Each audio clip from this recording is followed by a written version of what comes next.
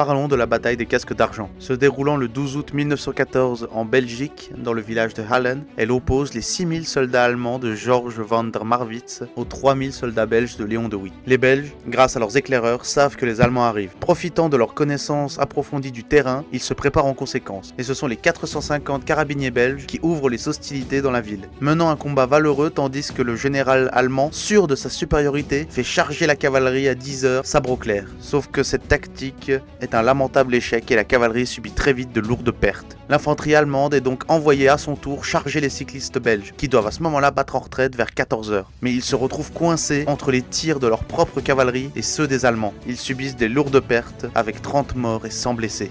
Vers 17h, ne lâchant rien, les Allemands tentent une nouvelle charge, mais elle se solde à nouveau par un désastre, mais cette fois-ci encore plus retentissant. Quasiment toute l'unité finit sur le carreau et seulement 10 chevaux sans cavaliers parviennent à atteindre la ligne belge. Après cela, les Allemands se désorganisent et battent en retraite.